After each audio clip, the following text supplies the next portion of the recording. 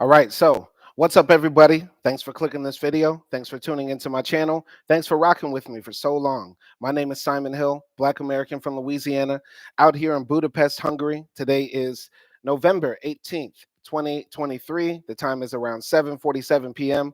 Been working all day, got classes after classes after classes, and I got more after this.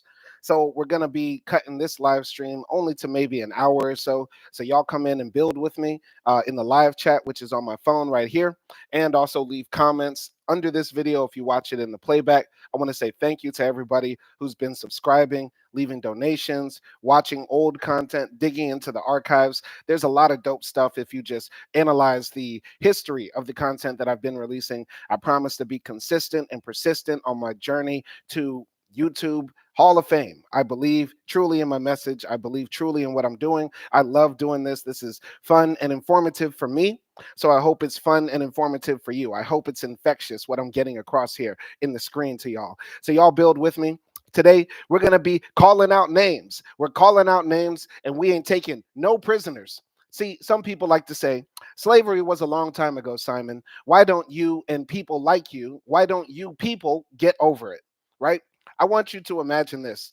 If we were talking about Germany and the most influential, powerful politicians, business leaders, etc., in Germany were all or mostly related to the Nazis, would you not think that that was a problem? Would you not think that, hey, there might be some systemic issue there, that wealth and power and access was passed down from generation to generation, allowing the children of Nazis? I'm not talking about the average everyday soldier. I'm talking about like SS members, right? True white supremacists, people that believed in the Aryan nation and the Aryan blood and all of that stuff. People who believed in that. If we were talking about Nazis still in control of Germany today, you would think that was a problem. But meanwhile, in America, we have people that you see on this screen here, some faces you recognize, some you may not, a sea of mayonnaise, a sea of potato salad eating motherfuckers, a sea of those folks right here. And we look at them and we say, well, it's okay that their ancestors trafficked in people, bought and sold people, divorced families, killed people, tortured people, took away their humanity, their religion, their culture, all of that. It's okay that their ancestors did that, even if you even acknowledge that their ancestors did it, because some people will say, well, slavery wasn't that bad, or slavery isn't what you think it is, et cetera, et cetera.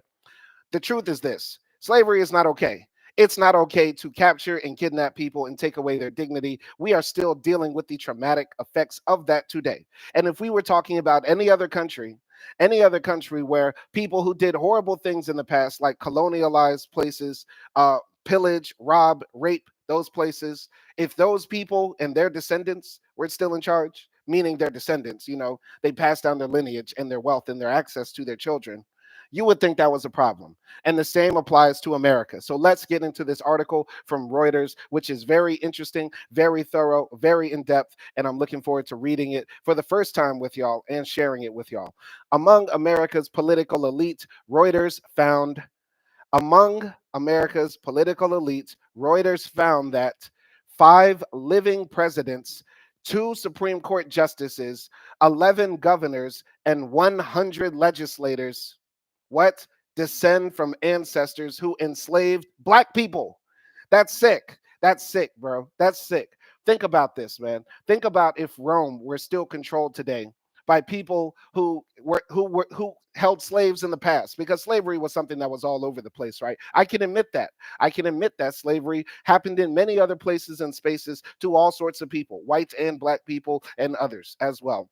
But the lineage and the torture and the pain that was passed down from the chattel slavery that happened in America is incomparable, absolutely incomparable to anything that happened before. And we are still dealing with the repercussions of that today. That is an amazing number. When I first clicked this article and I came across it, I was absolutely surprised and stunned by the numbers. 5 living presidents. That's not even talking about the guys who have died. So far, we've had what, 43 presidents in the US? 5 living presidents. Five living presidents. And I only think there's 4 living presidents. That means Obama got slaveholding ancestors too. That's crazy. That's crazy. So 2 Supreme Court justices, and there's only 9 of them. 11 governors, 100 legislators, meaning people in the Senate and the House. That's insane. Let's continue building here. Slavery Descendants, Part 1, America's Family Secret. More than 100 U.S. leaders, lawmakers, presidents, governors, and justices have slaveholding ancestors, a Reuters examination found.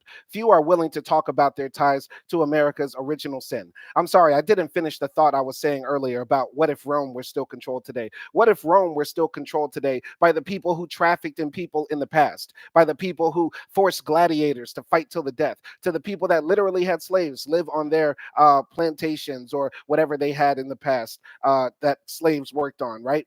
You would think that was a systemic problem. See, the thing about America is, and Americans, we can point at everybody else's flaws, but we can never point at our own. Absolutely. So this article was written by Tom Lassiter, Lawrence Delvine, McKinney Bright. Block of sandstone in the U.S. Capitol's Visitor Center serves as a reminder that the home of the nation's Congress was built in part by enslaved Black people. A bronze plaque says the stone, originally part of the building's exterior, commemorates their important role in building the Capitol. Absolutely ashamed that the White House was literally built on slavery. The White House, the place that's supposed to symbolize freedom, the place that's supposed to symbolize democracy and the rule of the public, and having a republic that protects the rights of everybody, was literally built with slavery. Was literally built from the hands of people that look like me, forced to work until their death with no pay and no hope for a future that they could define for their own. Absolutely insane. America.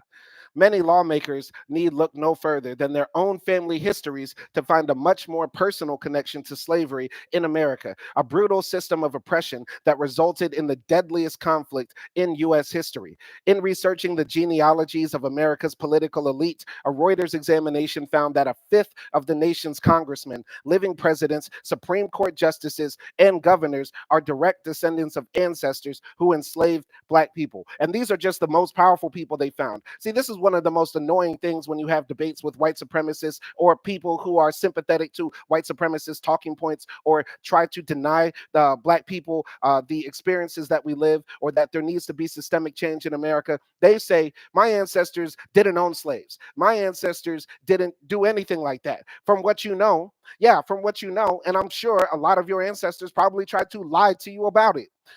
If we have such a large amount of people who are selected from a very select group of Americans, of course, the wider public of white Americans, of course, are going to be descended from those as well. And while you may trace your lineage back to, I don't know, some Scottish ancestor who popped up in 1912, well past the time that slavery was abolished, you married into a family because a lot of whites marry the other whites. And what happens? Now you're a part of their blood. Now you're in that same system. So while you may not have done it, well, your grandfather married a woman who had been here, whose ancestors had been here for at least 100 years or so before you. And guess what? They probably owned a boy named Toby. They probably owned a boy named Toby. You got to accept it. I'm going to continue here. So many lawmakers need look no further than their own family histories to find a much more personal connection to slavery in America, a brutal system of oppression that resulted in the deadliest conflict in U.S. history. In researching the genealogies of America's political elite, a Reuters examination found that a fifth of the nation's congressmen, living presidents, Supreme Court justices, and governors are direct descendants of ancestors who enslaved Black people. Among 536 members of the last sitting Congress, Reuters determined that at least 100 descend from slaveholders. Of that group, more than a quarter of the Senate's 28 members can trace their families to at least one slaveholder. That's insane. That's a large amount. That's a large amount. Think about that. If you're sitting with your friends, right? You got 10 friends, and like at least a quarter of your friends, their parents trafficked children for Epstein's Island or something. You would think you have some messed up friends. Think about that. So human trafficking is slavery. Nobody likes it today when they talk about Epstein flying little girls out to his island, or the priest or the pope, touching on kids and sending them to different parishes and stuff to get touched on by other priests and stuff like that. Nobody likes that, but nobody equates those same things to what we went through in slavery. which happened for a much longer time, for hundreds of years, in many different places, in many different countries and in settings. It's absolutely upsetting that people don't acknowledge that, and there has to be some reconciliation. I think some whites, particularly the white supremacists or the people who deny anti-black racism, need to walk around with the card with their lineage that says, "Yep, this is my slave-holding granddaddy." They need to hold that. They need to hold that, because if you're going to deny it, at least be proud of it. At least be proud that it was in your lineage, since you want to deny everything else. I'm going to continue here. Those lawmakers from the 117th session of Congress are Democrats and Republicans alike. They include some of the most influential politicians in America: Republican Senators Mitch McConnell, Lindsey Graham, Tom Cotton, and James Lankford, and Democrats Elizabeth Warren, Tammy Duckworth, Jean Shaheen, and Maggie Hassan. Very interesting. Democrats and Republicans, left and right. And these aren't, low level people. Mitch McConnell is very famous, very powerful, and very influential as a Republican senator. Lindsey Graham as well, Tom Cotton, James Lankford, Elizabeth Warren on the left. She wanted to run for president, claiming she was Native American. I'm pretty sure if we ask Elizabeth Warren, she's going to say, "Oh no, I didn't have any slave holding ancestors in my lineage. All my ancestors had a feather in their head, shooting bow and arrows at colonists and stuff like that." I'm sure Elizabeth Warren would say something crazy like that. And see, look at the last names too. A lot of these last names are waspy, Irish or Scottish. McConnell, right? Graham, Cotton, Lankford. Those are very names that come from the British Isles, right? But Hassan, Shaheen, these are names, that come from a totally different culture. I would assume Hassan is an Arabic origin name. Shaheen as well might be Turkish or some other region as well. These are names that some people would say, "Oh, my ancestors didn't do anything with slavery. We had no ties to slavery." But I'm telling you, as soon as your uncle or as soon as your granddad popped up on Ellis Island back in 1892, the first thing he was thinking was, "I need to get a job and I need to marry into the whiteness. I need to get into whiteness." That's why so many white Americans don't have, pure lineages. Like Europeans do. A lot of Europeans can say, "I'm French. My family's been here for generations and generations," stuff like that. A lot of Americans are mixed up mutts, Amerimuts, right? So the white Americans are Scots, Irish, or French and Portuguese, Russian and Italian, whatever, stuff like that, right?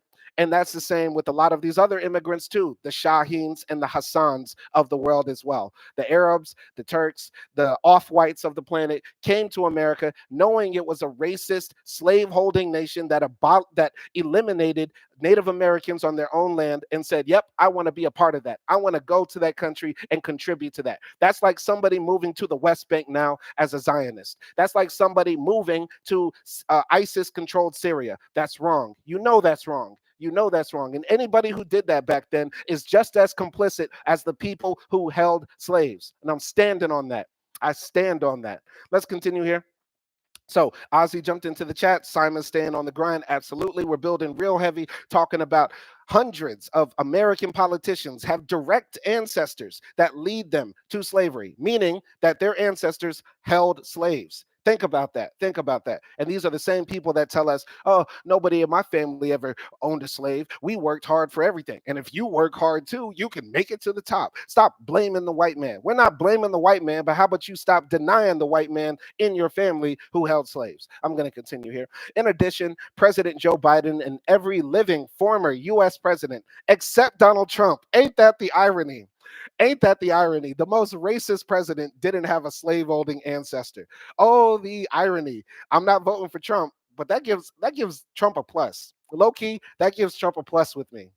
It's still F Donald Trump. I don't rock with Donald Trump ever. But that's crazy. How can the most racist president not have a slave-holding ancestor? That's crazy. That's crazy. I bet that makes Trump mad, though. I bet Trump is so pissed. He found out that information. What? Nobody held slaves? He was so pissed. He was so pissed. But anyway, even Obama had slave-holding ancestors. That's crazy. That's crazy. So I'm going to continue here. President Joe Biden and every living former U.S. president except Donald Trump are direct descendants of slaveholders. Jimmy Carter, George W. Bush, Bill Clinton, and through his white mother's side, Barack Obama. Oh, the irony. Trump's ancestors came to America after slavery was abolished, and I guess they never intermarried with a family that did have slaves. That's very, very interesting. So, two of the 9 sitting U.S. Supreme Court justices, Amy Coney Barrett and Neil Gorsuch, also have direct ancestors who enslaved people. Yeah, and those are the right wing judges, if I remember right. So, that makes sense. That makes sense. So, this series was reported by Tom Bergen. Okay, we already read the authors. So, explore the U.S.'s elite ties to slavery. The U.S. elites ties to slavery. Who has family ties to slavery, and what did learning about those connections mean to them? Also, explore documents that include the names of the people some of their ancestors enslaved, which is very important. I don't think we need to forget that the people who were slaves were actually people first before they were slaves. They were people who had dreams, hopes, ideals, and they were caught up in a system or brought up in a system that denied them their humanity. So I think it's very important that we remember the names and the births and the deaths of these people and always honor their legacy. You get what I'm saying? So I'm going to continue here. And in 2022, the governors of 11 of the 50 U.S. states were descendants of slaveholders, Reuters found. They include 8 chief executives of the 11 states that formed the Confederate States of America, which seceded and waged war to preserve slavery. 2 are seeking the Republican nomination for president: Asa Hutchinson, former governor of Arkansas, and Doug Burgum of North Dakota. Both of them bad dudes. Both of them bad dudes. And I'm not surprised that, governors in the South would have ancestors who held slaves. Because if you're a rich person in the South, there's a lot of like old money in the South. People that have had money for a long, long time. They live in gated communities with the brick houses, vines growing all on the side of the house, showing how old their wealth is and stuff like that. So yeah, these people in power in the South have a lot of ancestors who were dealing in human trafficking for money. I'm going to continue here. South Carolina, where the Civil War began, illustrates the familial ties between the American political elite and the nation's history of slavery. Every member of the state's 9-person delegation to the last Congress has an ancestral link. Every representative from South Carolina has a link to slavery. That's crazy. Think about this is 2023. People like to say it was a long time ago, but think about that. Every single representative that was sent to Congress from South Carolina, their ancestors bought somebody, told that person, you belong to me and you will never have freedom for as long as you live. And if you have children, your children will never have freedom as long as me and my family will live. Think about that. That's insane. That's absolutely crazy. So, the state's 2 black members of Congress, Senator and Republican presidential candidate Tim Scott and Representative James Clyburn, a powerful Democrat, have forebears who were enslaved. Each of the 7 white lawmakers who served in the 117th Congress is a direct descendant of a slaveholder, Reuters found. So too is the state's Republican governor, Henry McMaster. See, that name just sets me off. I'm about to blow a gasket right now. So let me just backtrack a bit. Every white representative from South Carolina who was sent to Congress had a direct descendant who owned slaves. And I'm sure if we ask those Republicans, hey, can we get reparations for slavery? What do you think they'll say? Well, you got to work hard for everything. My ancestors worked hard for everything. We didn't beg anybody for nothing. My granddad got up every day at 3 a.m. and worked his balls off. They're going to say all those stupid talking points. They're going to say all those stupid talking points when they know in their lineage, bro. They know in their lineage. They know in their own families, their own great, great, great, great granddad, who they revere and love so much, old McMaster, was the master over people who had no freedom for all of their days. Sick. It's absolutely sick. Reuters found that at least 8% of Democrats in the last Congress and 28% of Republicans have such ancestors. I wonder why there's such a correlation. I wonder why. I wonder why. The preponderance of Republicans reflects the party's strength in the South, where slavery was concentrated. Although white people enslaved black people across northern states in early America, by the eve of the Civil War, slavery was almost entirely a Southern enterprise. The Reuters examination reveals how intimately tied America remains to the institution of slavery, including through the people who make the laws that govern our country, said Henry Louis Gates Jr., a professor at Harvard University University, who focuses on African and African American research and hosts the popular television genealogy show Finding Your Roots on PBS.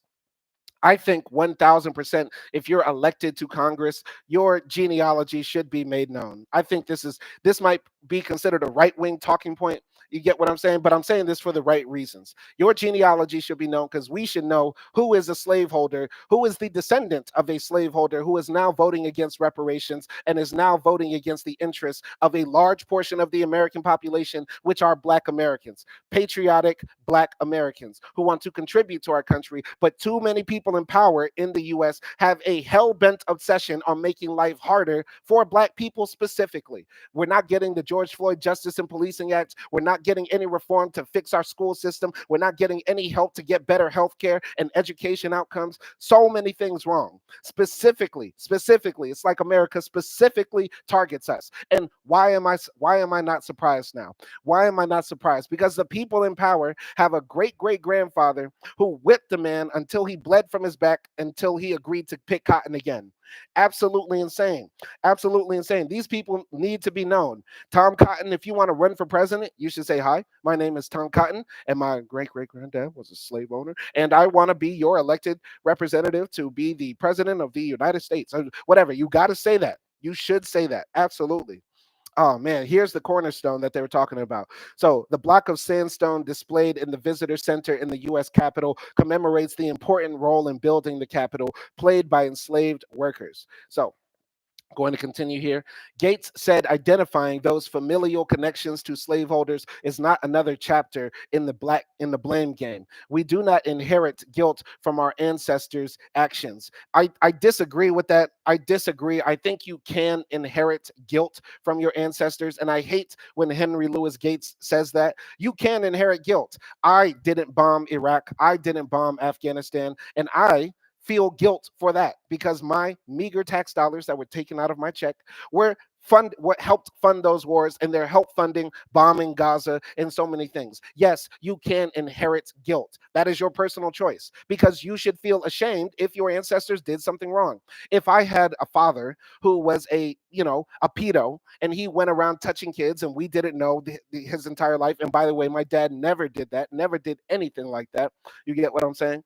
But if he did do that, I would feel guilty and ashamed. I'd be like, why did, somebody I revere and love do something so sick and heinous to innocent people? That's absolutely wrong. You can inherit guilt. In the same way you can inherit guilt, you also inherit the patriotism. Americans love to say we're a proud, strong people. We're independent. We're radical. We'll fight back against anybody who tells us to step down and all that stuff. You love to claim the fame from the revolutionaries in 1776. Well, you also got to take the blame as well. You got to take both the W's and the L's. If you want to claim American exceptionalism because what a few white men did in the past, having beef with the king across the sea, you also got to take the L that those same white men were enslaving other people and raping 14-year-old girls who were their property and all sorts of stuff. You got to take the good with the bad. So yes, you can inherit guilt. I absolutely disagree with Gates on that.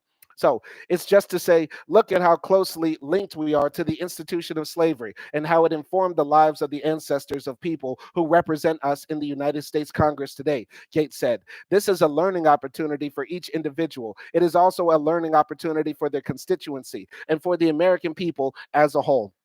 Once again, I hate these platitudes that these intellectuals do when they're doing very radical work, but then they have to tone down the message just to make sure that the dominant society is okay with it. Listen, it should make white people uncomfortable that their ancestors held slaves. Okay, get over it. Get over it. They tell us to get over it all the time. Well, how about this? Y'all get over it. Y'all get over it and accept the fact that your ancestors were racist, sick pedos who trafficked in people and young and children and did horrible things to them. Y'all accept that. That's just a part of history. I'm not bashing white people. I'm not trying to hate white people because I don't hate white people. I can't hate white people. Why chat? Why can't I hate white people chat? Because my wife is white. I cannot hate white people, guys. You know that. You know this. I love white people, guys. But it should make you uncomfortable and you should be ashamed. The same way that we're ashamed of what we did to the Native Americans as Americans in whole. what we did to the Koreans, what we did to the Japanese, what we did to the Iraqis, what we did to the Afghanis, what we did to the Cambodians, what we did to everybody on this planet, essentially, what we are doing to Cuba, it should make you ashamed as an American. And you have to live with that guilt and decide to do something that can help better your situation and alleviate that guilt. All right? Let's continue building here. So, in addition to the political leaders Reuters identified, there are millions of Americans who are descendants of enslavers as well, said Tony Burrows, a genealogist who specializes in helping Black Americans trace their ancestries. What's unclear is how the proportion of leaders who descend from slaveholders compared to that of all Americans. Among scholars, there is no agreement on precisely how many Americans today have a forebear who enslaved people. Wow. I wish they did a thorough research on that. You would think that they will be able to do that through statistics and statisticians and stuff like that. But I think the genealogist should work on that. That should be a mega project. How many Americans are descended from people who own slaves? We should find that out. Absolutely. So this is Henry Louis Gates right here. Harvard University professor Henry Louis Gates Jr. calls the Reuters examination a learning opportunity, not only for the members of Congress and other political elites, but also for their constituents and the American people as a whole. It's a learning opportunity to realize that a lot of where we are in today, where we are as individuals and where we are as a society, I didn't know I have a stuttering problem until I started live streaming. A lot of where we are as individuals and as a society is up to our ancestors. We are our ancestors. Have you ever looked at a picture of your great great granddad or even your own dad or your father or your mother and you see, I got the same nose, I got the same eyes, I got the same ears, I got the same swag? That's because we literally are people that have been here before. I'm not trying to get transcendental here, but what I'm saying is we are no different than who we were in the past. And a lot of where we are today depends on the people and what they did in the past. Listen, I come from a lineage of Black Americans who are fourth generation college graduates, which is very rare in Black America, right? Not many Black Americans get a bachelor's degree, especially Black Americans back in my granddad's days. On my grandmother and my grandfather on my father's side both graduated college. Very rare at that time. You get what I'm saying? And that tradition has passed on. And I would hope that my children get bachelor's degrees as well. You get what I'm saying? Because of the choices they made, that made me where I am today. Where, even though I am super poor, I am super underemployed, I am unsuccessful at most things, and I am probably doomed to a life of poverty and failure for the foreseeable future. I probably didn't make horrible choices, or my parents had more opportunities to do better things with their life, at least, than what I'm doing with mine, because of the choices that my grandparents made. And it's the same with anybody else. Bad choices and good choices that our parents make, our grandparents make, our great grandparents make allow us to have more options in our lives or less options in our lives. That should be absolutely clear to anybody. So if you come from a lineage of people who made millions of dollars when adjusted with inflation off of human trafficking, of course you're going to have a difference in outcomes than the people who are descended from the people who were captured and forced to work for said person. I hope that's absolutely clear. But once again, the white supremacists don't listen. Nobody listens to me, honestly, except me and my boy Ozzy and the two other people in the chat who are kicking it with me.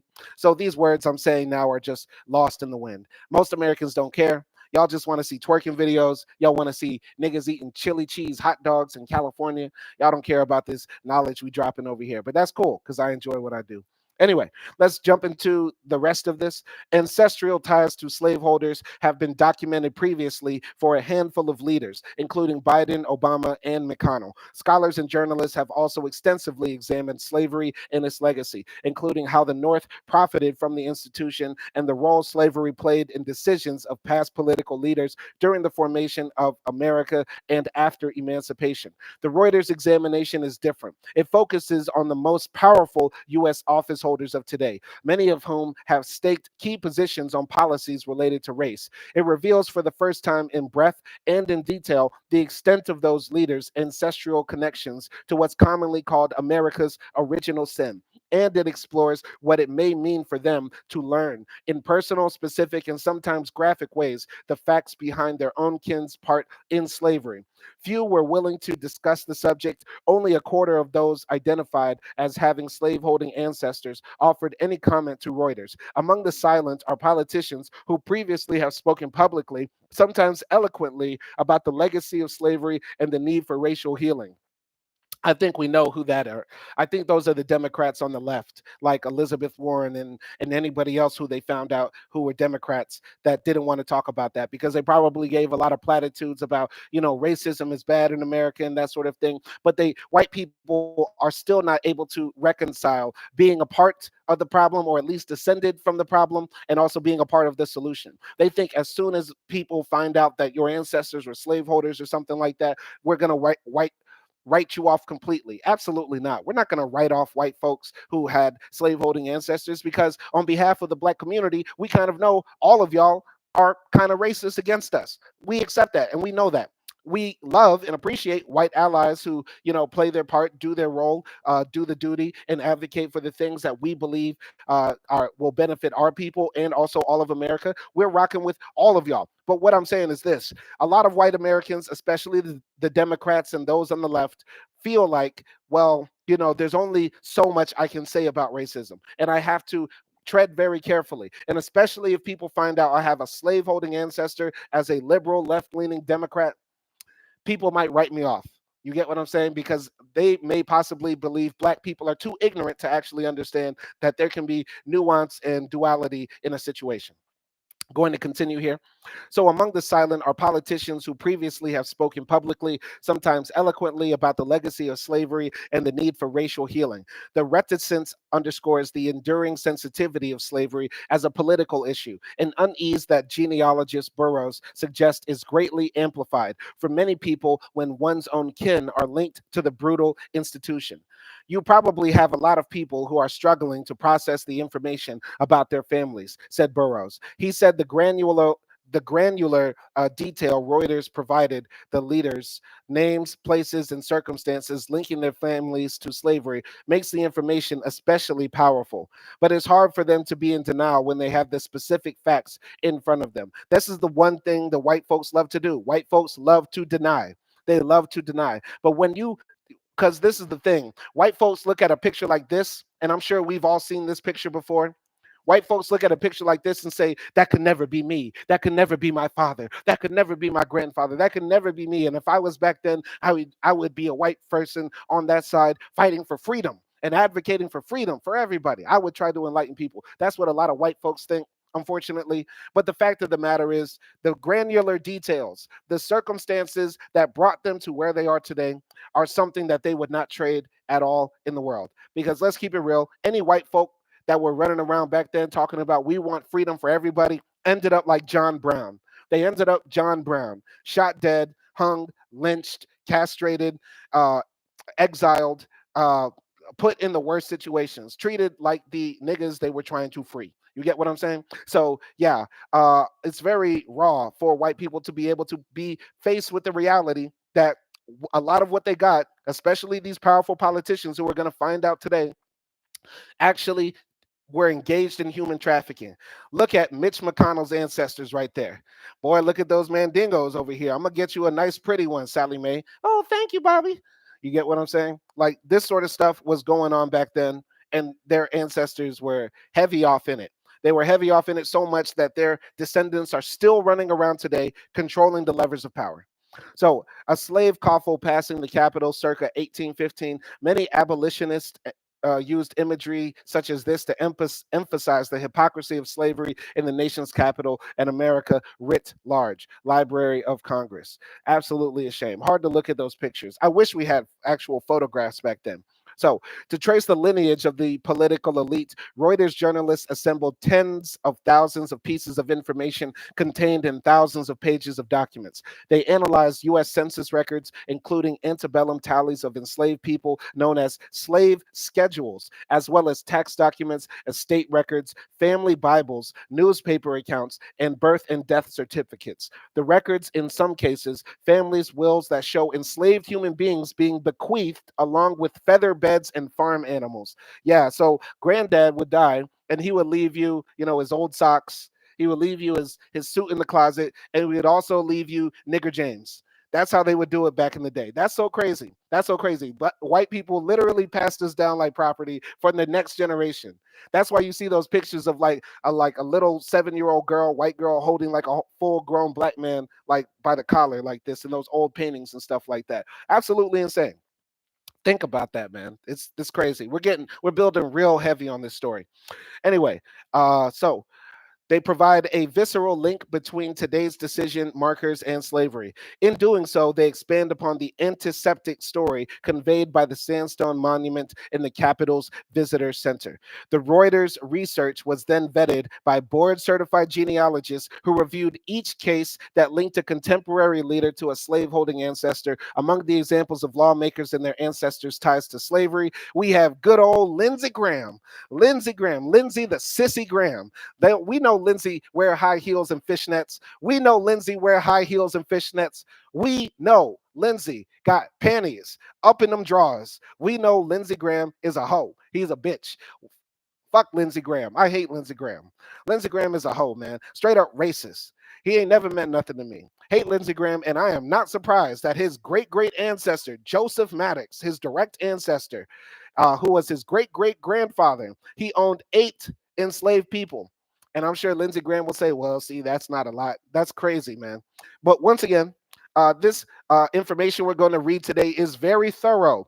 This is not misinformation. This is not some, slap stick put together meme. This is real hard facts about the people that run the country today and their ancestors directly owned slaves. Let's get this absolutely clear. I was joking a bit earlier, but Lindsey Graham, the very powerful, very influential U.S. Senator from South Carolina, his great great great grandfather, Joseph Maddox, owned 8 people. And Lindsey Graham today would be hell bent adamantly against reparations for black people. Meanwhile, he lives in luxury, is a millionaire, and benefited greatly from the wealth accumulated from people that look like me that his great great great grandfather owned. The original sin of the country, the great great great grandfather of Senator Lindsey Graham, a Republican from South Carolina. After the death of Graham's direct ancestor, Joseph Maddox, a receipt from the sale of his estate was prepared. Dated February 1st, 1845, it shows the sale of 8 people Maddox had enslaved. Among them were 5 children: Sella, Reuben, James, Sal, and Green. The Negro man, Sam, was sold for $155.25. Their names are listed alongside items including a sorrel horse, $10.50, and a folding table for $9.87. Rest in peace to all the people who were unfortunately in that situation. I hope they got their freedom, because 1845 isn't that long away from the Civil War. So hopefully they lived long enough to at least be free themselves. Absolutely astounding to see a person be sold for any price, but such a menial price, $155. I'm sure adjusted for inflation, that's like maybe $10,000 or something like that, but still absolutely a shame. And here's the actual receipt right here. Lindsey Graham probably saw this himself and still thinks, black people need to pull themselves up by their bootstraps. Meanwhile, great great granddad was selling Negro Sam for $155, and he was selling the children for $200 and more. See, the children went for more. That's a shame. That's a shame. A lot of the people who are on the right believe in the conspiracy theories like QAnon, and they think that, the politicians are trading in children. They're drinking children's blood. They're doing pedophilic activities with children and all that sort of stuff. Meanwhile, what really happened is that the politicians today are descended from people who were trafficking in children. Literally, they were selling boys and girls for $200 as property, along with horses and beds. So I'm going to continue here. Senator Graham has called slavery the original sin of the country, an aide said in a short written statement in response to a detailed briefing on the Reuters findings about Maddox. Graham didn't respond to an interview request. In past public remarks, he has spoken about the need to focus on building a more perfect union rather than looking backward. I spit on Lindsey Graham's grave when it does happen. I will piss in Lindsey Graham's mouth. I hate Lindsey Graham. All right. Nancy Mace, U.S. representative from South Carolina. Drusilla, her direct ancestor was Drusilla Mace. That's her great, great, great grandmother. She enslaved 15 people. 15 people. That the great great great grandmother of Representative Nancy Mace, a Republican from South Carolina, the ancestor Drusilla Mace had a son, John Mace, who was also a slaveholder.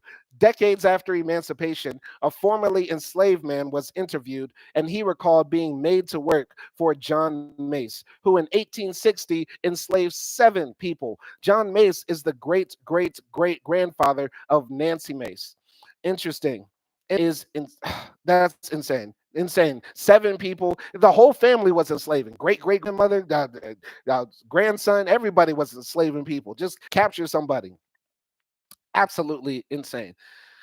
In an interview in 1937, the man, Hector Godbolt, recounted watching an overseer summoned by John Mace's wife put an enslaved person over a fence plank and whip him 75 times with a cat o' nine tails, named for the 9 knotted strands that ensure each lash inflicted searing pain. After 75 lashes, Godbolt recalled, blood run down off him just like you see a stream run. Wow, absolutely insane, literally insane. See, I'm sure Nancy Mace probably thinks all of her ancestors were out there working so hard to build their new lives in America from wherever the fuck they came from in Europe that was poor, dilapidated, and crusty and dusty and musty. But yet and still, what they did, the collection of Caucasians from all nations came to the U.S. and said, you know what we're gonna do? We're gonna tear down this land that has all these indigenous people on it, and we're going to enslave black people and whip them with a cat o' nine tails 75 times. And then our great great grandchildren will be able to reap the benefits of all of our financial success. That's insane. Sea Doggo, Volga Boatmans, look how happy were they. I have no idea what the hell this nigga's talking about. I'm going to jump on, continue. Nancy Mace initially agreed to an interview, then canceled. She later provided the statement in response to the family tree Reuters provided. I don't recognize these people named and can't confirm they are relatives, but slavery was a stain on this country, and we as Americans should be grateful for the progress we've made since the 1860s. See, this is the thing. They have to deny, they have to deny, they have to deny. I said this in the previous live stream on the Joe Manganiello story about his genealogy. A lot of Americans don't know where the hell they came from because a lot of the whites came to a new country that had slavery, it that they had oppression, it had genocide going on. All the Europeans, all the white Europeans said we're going to go on a boat and go and contribute. They were ready to be a part of the colonial settler project and the slaveholding empire that America would be. And so she doesn't really know. She's probably mixed up with Irish, German, French, Italian, whatever, whatever, whatever. And so yeah, she can't say, well, cannot confirm nor deny that this is true. But Nancy, Drusilla has been proven to be your ancestor. You are the granddaughter. I wish Maury was here. And yes, your ancestors were whipping black people, owning black people, trafficking in children, all of that stuff. So this is the book right here. The full 1937 interview with Hector Godbolt, spelled Godbold in the interview document, an enslaved man who was forced to work for an ancestor of Representative Nancy Mace, is part of a government collection called Slave Narratives. Wow. Tammy Duckworth. Now let's keep it real. Let's keep it real, guys. In the chat, does this look like a white person? Does this look like a white person? No, it does not. This looks like looks like an Asian woman. Let's keep it real. This looks like an Asian woman. And a lot of people would say, oh, my family came from China or they came from Vietnam. They came from Japan. We have no ties to slavery at all. Once again, a lot of people came to the United States of America from all over the world, knowing that it was a white supremacist, evil nation. And as soon as their ancestors jumped off the boat or hopped off the plane, they said, "We got to marry whites and we got to get down with being a part of putting down the brown." Let's keep it absolutely real. So, Tammy Duckworth, I want to know, her ancestor was Henry Coe, great grandfather, and he enslaved four people. So Ozzy jumped into the chat. Ozzy jumped into the chat. He said her Ozzy jumped into the chat and said her dad is white, her mom is Thai. Exactly. Exactly what I just said. Her Thai mother, whether she came to America or whether the white man came to Thailand and brought her back here, she married into the family, and it's so ingrained in the DNA of these people that they have slaveholding ancestors all throughout them. Anyway, I'm gonna jump into the comments here. Ozzy said, I don't know what Ozzy was laughing at. So his dad was white, her mom is Thai, her skin color is white. Bro, I have Mongol gypsy ancestry. I'm not white. See, doggo, nobody knows who you are. You're a dog in your profile. So you're a dog. That's what you are. I'm going to continue reading. So Tammy Duckworth, the Asian slave-holding woman who probably thinks she's pure and innocent in America's history. No. You got blood on your hands too. So let's continue here. The great grandfather of Senator Tammy Duckworth, a Democrat from Illinois. Duckworth described the facts Reuters unearthed as gut wrenching. In an 1829 appraisal of the estate of her ancestor, Henry Coe, the names of the enslaved and their assessed dollar values are bookended by farm animals: 7 sheep and a lamb and a bull calf. So they used to count black people along with the animals. They used to write down the books of the inventory of what's on the farm. We got sheep, we got cows, and we got niggas. Got Co left to various family members, my Negro woman Margaret until she shall arrive at the age of 40 years, and my Negro boy Isaac until he is 36 years old. Also, my Negro boy Warner until he is 36 years old, and my Negro boy George till he is 36 years old. The will said that each would be freed when reaching the stated age. Reuters could not determine what became of the three enslaved people, but a freedom suit in Virginia in 1858 shows that Isaac Franklin, the child named Isaac mentioned in the co-will, sought emancipation at age 36.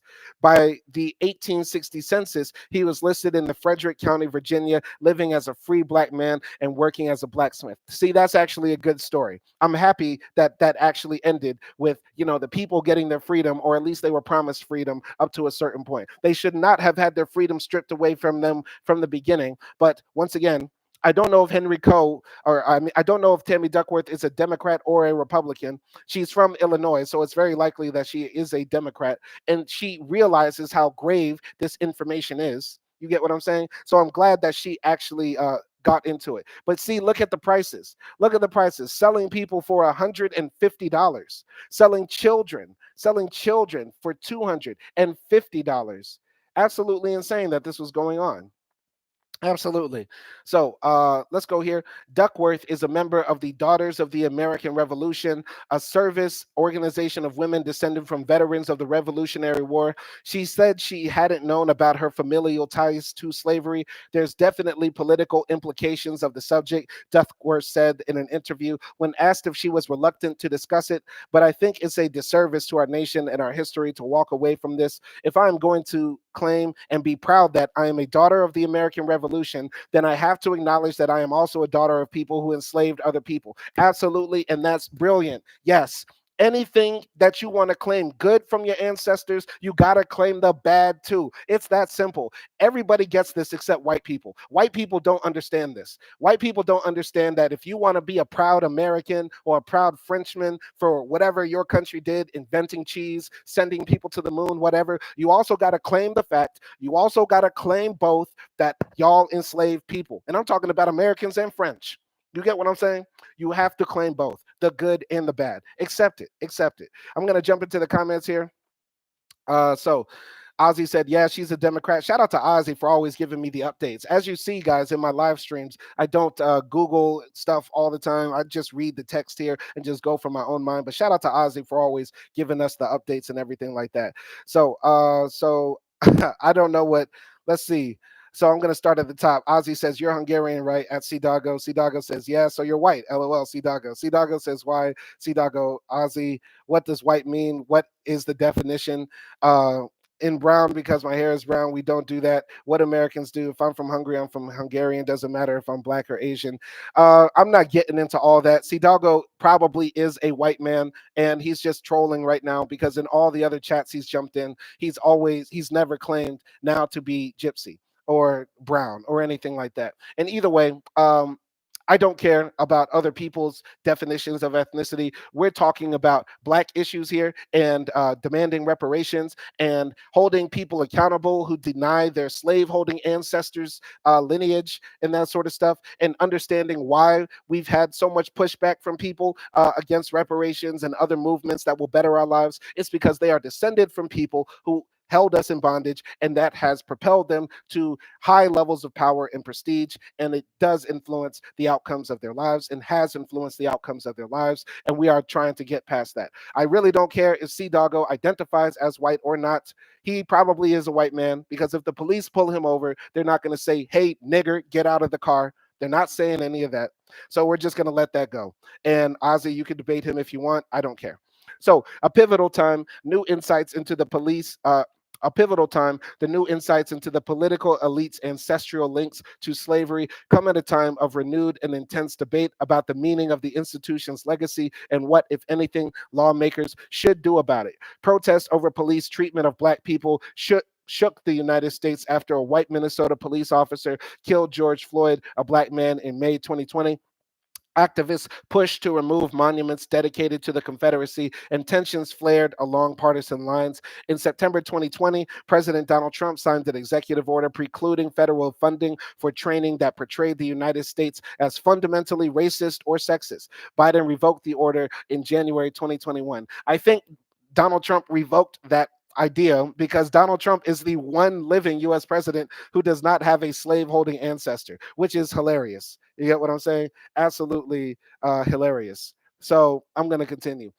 Politicians and jurists continue to grapple with a vast array of questions, such as the future of affirmative action in college admissions and how to teach about slavery and racism in American classrooms. One contentious issue is financial reparations for Americans whose ancestors were enslaved. In May 2022, a consortium of activist groups urged President Biden to create, by executive order, a federal commission to study and develop reparations proposals for African Americans. A House resolution submitted this May argues for trillions of dollars in reparations. Similar bills, most notably House Resolution 40 and its Senate equivalent, have stalled over the years in Congress. So, yeah, Biden, once again, it's understandable why Biden didn't want to approve the idea of there being a reparations committee to even look into it, because Biden has ancestors who own slaves and he doesn't want to feel guilty. The thing is, too many black people want to make white people feel comfortable. We show them that their ancestors were slaveholding, sick, MFs, and then we don't want to hold them accountable and say, listen, let's keep it absolutely real. You got a leg up, you got some benefit, and y'all got one up on us. But now we got to even the score, because our society will no longer hold together as long as we have this contention boiling in the lower dimension of our society. You get what I'm saying? So Biden needs to be a man about it, and he needs to change his old ass thinking. Biden's got two old ways of thinking. He thinks the only way to help black people is by building community centers and doing platitudes about investing in education. And then he has another old way of thinking about Israel and Palestine, but we're not talking about that. What we're talking about here is getting actual justice for black people in America and around the world. I'm going to jump into the comments right quick. So C Doggo is going crazy. Ozzy, you got to handle this man, because I told him I don't care about anything he's saying here. So C Doggo, worst thing in thinking like this outside from America. No one can understand these standards. C Doggo, there is racism all over Europe, and you need to watch the other videos I made about it. I've been called nigger in every single country. It has not happened here in Hungary yet, but I know that it will happen, because anti-black racism is real. See, Doggo, if you're going to be on this channel, at least do the research, actually watch the videos, read the content, and don't come in here thinking that Hungary is the exception. Because if in Hungary, you discriminate against people who are brown skinned, that speak the language, live here, share the same religion, share the same space with you, have the same passport. Of course, there's still going to be anti black racism. There is anti black racism in Hungary. And see, doggo, don't mess it up. I'm about to do the Blacks at Hungary video. You don't want to be the reason that Hungary gets a bad review. Trust me. Trust me. You don't want to be the reason. So police here never use the N word. That's what I'm saying, see, doggo. If you were in a place where black identity were expressed, you would not be called nigger in any situation. And I'm pretty sure the police, when they pull up on you, see, doggo, they do not call you gypsy or Romani either. So I'm going to jump here. Here, police never use the N word here. If I'm an asshole, I'll beat the shit out of me as well as anyone. Okay, see, doggo, well, you're acting like an asshole. We are equal. Hypothetically, we are equal, I guess, or worse, they send me a camp in Siberia if I live 30 years before. This man is just straight trolling. Okay. Ozzy, man, what you say? I don't know what he's talking about. See, doggo, name a Hungarian slave owner. There were plenty slave owners from Hungary who came to the U.S. and bought and trafficked in black people. Plenty of them. Plenty of them. It was a collection of Caucasians from all nations who came to the United States and said that we want in. They knew that they were going to a country that was prohibitly, no, explicitly being racist, xenophobic, and genocidal. And they said, we want it. They want it.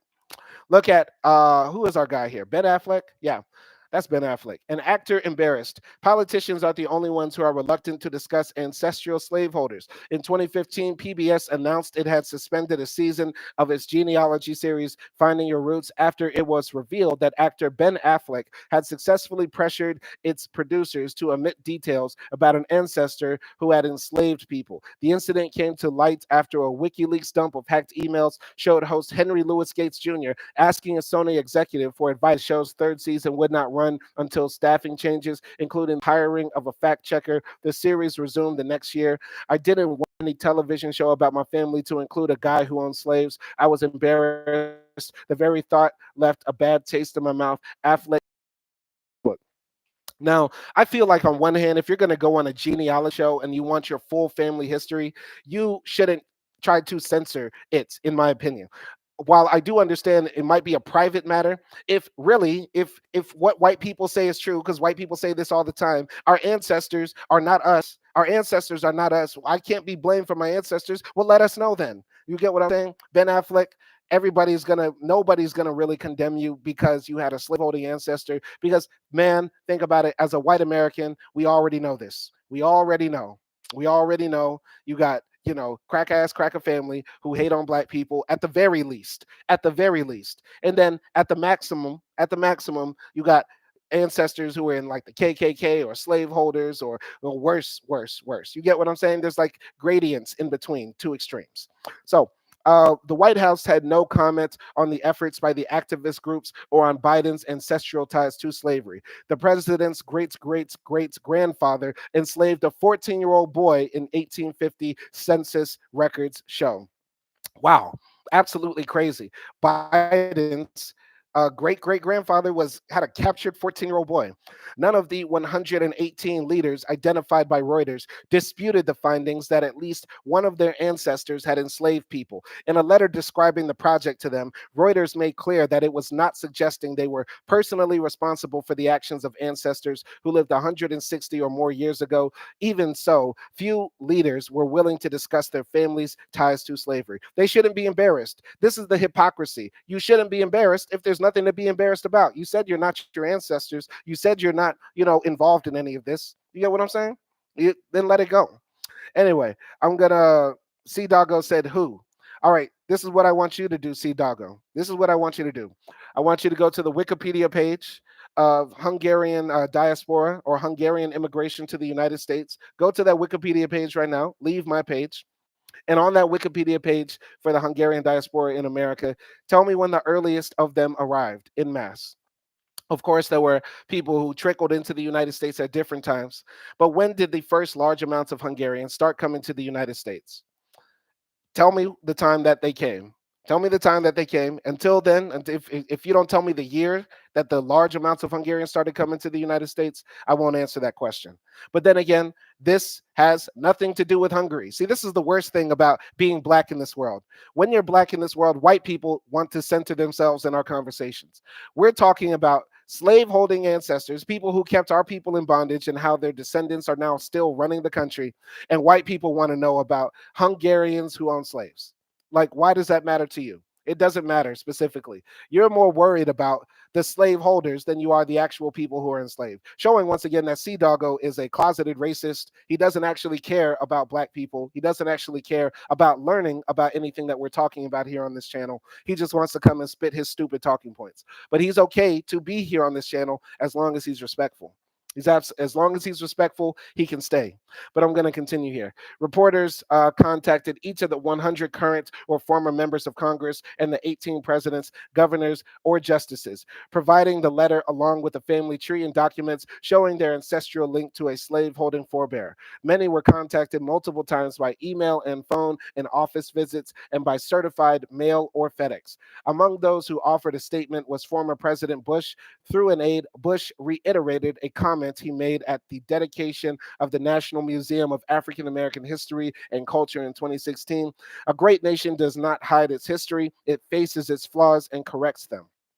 Of the 100 congressional lawmakers, 24 responded to the materials Reuters delivered. Another 9 said they had no comment. The remaining 67 offered no reply. Why is everybody so silent? If everybody found out they were related to George Washington or Martin Luther King, everybody would be jumping for joy. They'd be love to get their face on the cover of a Reuters article about, oh, my great ancestor was Abraham Lincoln. Oh, wait, my great ancestor was Robert E. Lee. Oh God. Okay. I'm busy today. You get what I'm saying? Anyway, I can't hear. I'm gonna go into the comments. Sea Doggo says, I can't see no one. Koseth were people who left our country first, but he never had slaves. All right, exact. I don't know what he's talking about. He didn't listen. Uh, I hate that my channel, even though I travel across the world, I bring in people who sometimes don't know good English, and that's okay if you don't know good English, because I'm an English teacher and I, love what I do. And Sea Doggo, if you want English classes, I'm more than willing to help you. But I said explicitly, Sea Doggo, you need to go to the Wikipedia page of the Hungarian diaspora in America. Look up that. Tell me when the first large amounts of Hungarians arrived, and then come holla at me. Until then, stop. All right. So, anyway, I'm going to continue here. Among those who offered a statement, now we already read that. So the reticence was true of members of both parties. For members of the 117th Congress, Reuters identified 77 Republicans, 22 Democrats, and 1 independent whose ancestors enslaved people. Of those 77 Republicans, 10 commented on the findings. Of the 22 Democrats, 14 commented. Wow. So, the Democrats are more willing to come forward than the Republicans. Independent Angus King did not respond. Oh, come on, man. Come on, y'all got to jump into it, man. You got to jump into it. So, to explore more about the connections to slavery of each of the 118 leaders and to see how they responded to the Reuters findings, click here. I would love to click here, but I'm going to stay focused on this article. Maybe we could do that on the follow up. By the way, the link to this article is in the description if you want to read it yourself. A Reuters Ipsos poll for this report suggests that a politician's links to slavery might sway some voters. In a national survey, almost a quarter of respondents, 23%, said knowing that a candidate's ancestors enslaved people would make them less likely to vote for that candidate. That number rose to 31% among respondents who identified as Democrats and 35% among Black respondents. What's unclear is how significant the topic is compared to race relations more broadly or other hot button issues such as abortion. All right, gonna jump into the comments. Jump into the comments right quick.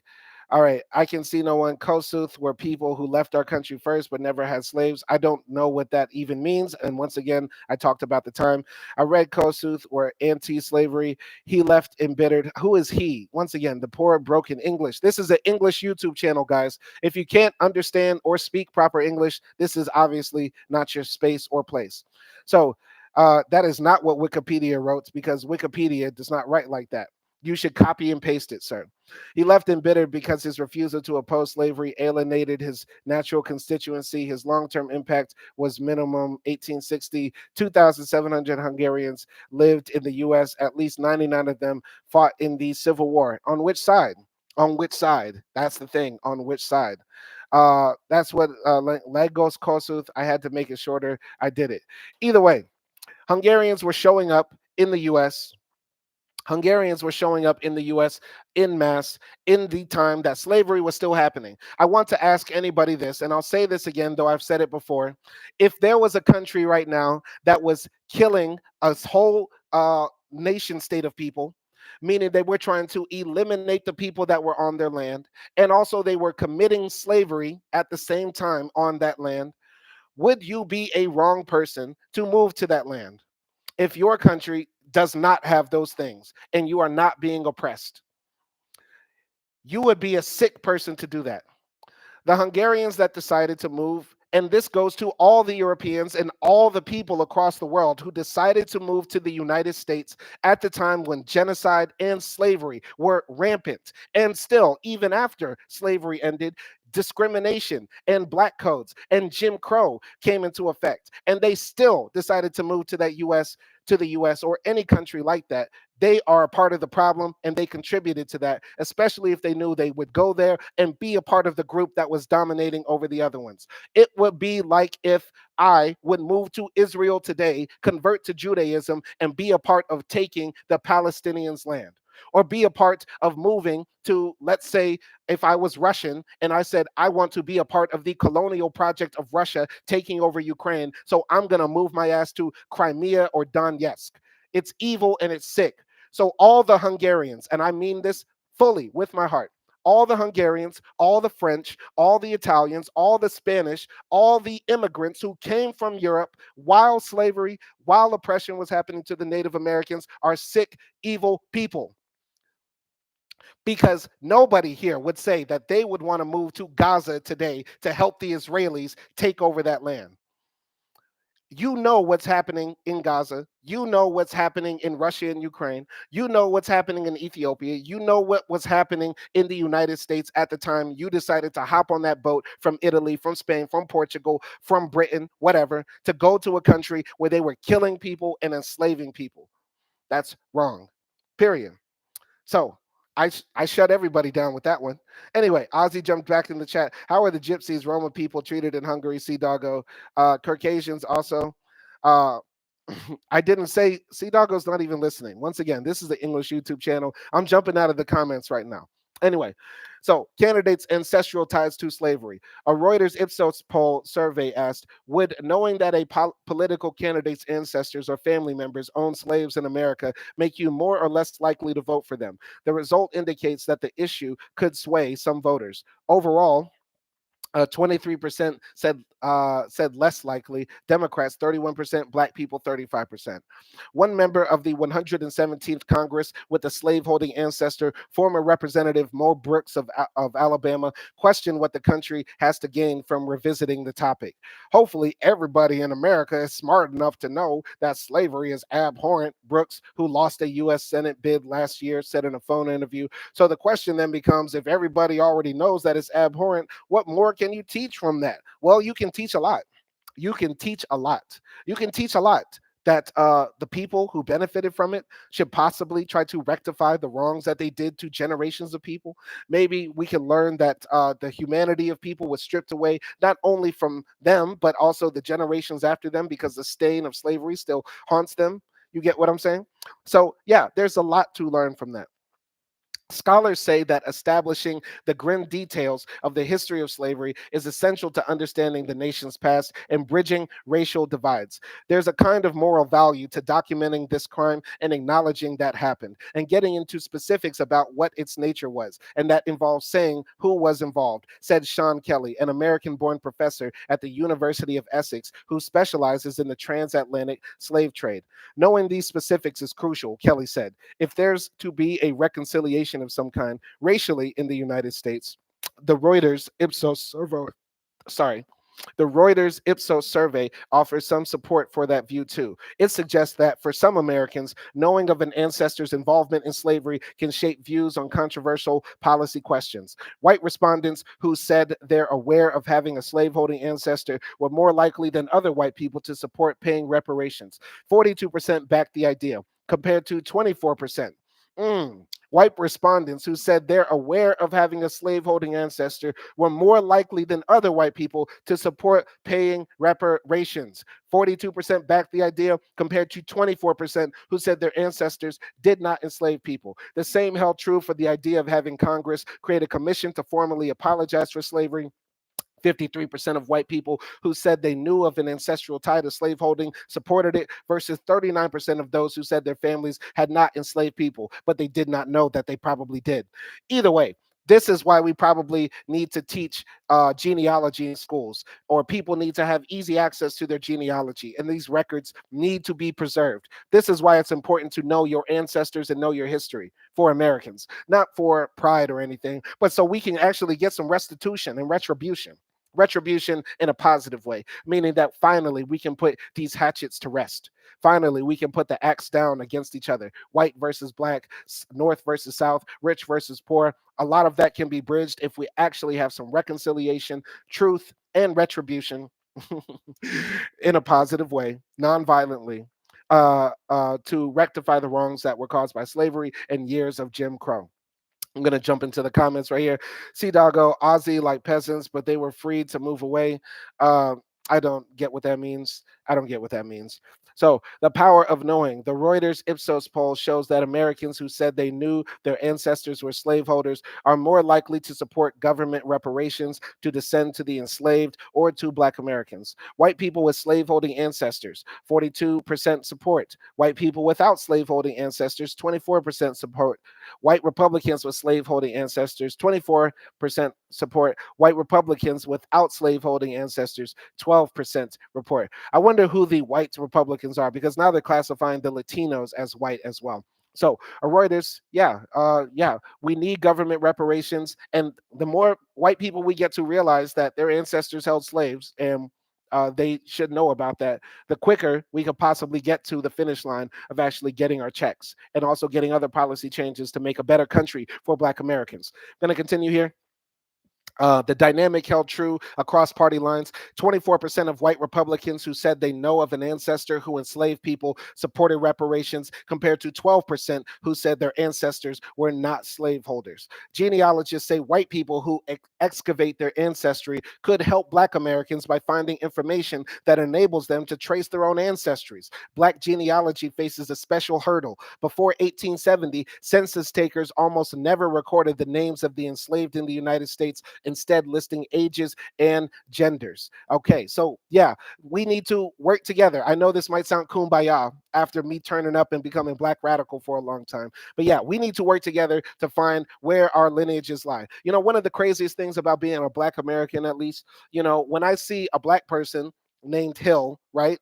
Like Mark Lamont Hill or Grant Hill or something like that, I always think, do we have the same? Do we have the same slave owner? Do we have the same, you know, like way, way, way back? You know what I mean? Because the slave owners took our, you know, original names and gave us new last names: Simon, John, Matthew, whatever, and also their last names as their property and that sort of thing. And then and then what makes it even worse, when I meet a white person whose last name is Hill, Jonah Hill, I be thinking, did did they did they own my great great granddaddy or something like that? You get what I'm saying? So we need to work together to actually sit this down. So me, Jonah Hill, Grant Hill, and Mark Lamont Hill, all the Hill family need to come together and find out our genealogy and find out if we're cousins. You get what I'm saying? We're all Amerimuts. Americans are all mixed up, but we actually need to work together because so much was taken from us. And before 1870, Black people weren't even people. Black men weren't even men, not even allowed to be counted on the census. I'm going to jump into the comments here. C. Doggo says Circassians will blame themselves for slavery, but they were mass murdered and genocided, and the remains were forced to be slaves to the Turks. But if they could, they would apologize. What does that have to do with this black ass American conversation? See, doggo, nobody cares. See, I hate when white people jump in black ass conversations and then do a pity party. They act like victims and they act like pussies. See, doggo, you acting big pussy right now. Nobody is doing this except you. See, doggo, nobody is doing this complaining about whatever happened in your family's lineage in another group's conversation. See, doggo, what I want you to do is this. See, doggo, what I want you to do is this. Go find a Jewish person talking about the Holocaust or talking about October 7th when Hamas ran up in Israel. I want you to go in there and start talking about all your problems and the stuff that happened in your family's lineage. Why do white people who are losers and pussies come around black people to complain and bitch just because other whites don't fuck with them? I wonder why. Why do y'all do this? Why do y'all jump in my chat? Because y'all love to complain and equate your stories with us, even though now today y'all are just white and y'all get all the benefits of being white. You can go everywhere in the world and get treated like gods. You go to Thailand and get 20 Asian girls to jump on your dick. You go to Africa and every big booty African woman wants to marry you. You go to America as a white Hungarian and you can become the richest, most successful person with no scars on your back at all. Yet and still y'all love to bitch and complain. Y'all love to bitch and complain. I've never met more whiny people. I've never met more whiny people in my life than just the average white man whenever a black man just starts talking. Because then they start turning totally bitch made. It's so insane. It's so insane. It's absolutely insane. They don't do this to other groups. Sea Doggo would not hang out with the Jews or the Palestinians or the Uyghur Chinese or any other group of people and start bitching and complaining about his life. But when black people start talking, all the loser white people come out. All the loser white people come out and they just start complaining about their lives when we're having our own conversations and doing our own research. I'm going to continue here. So, genealogists say white people who excavate their ancestry could help black Americans by finding information that enables them to trace their own ancestries. Black genealogy faces a special hurdle. By 1870, census takers almost never recorded the names of the enslaved in the United States, instead listing ages and genders. In researching America's political elite, Reuters found names almost always just a first name of 712 people enslaved by the ancestors of the political elite.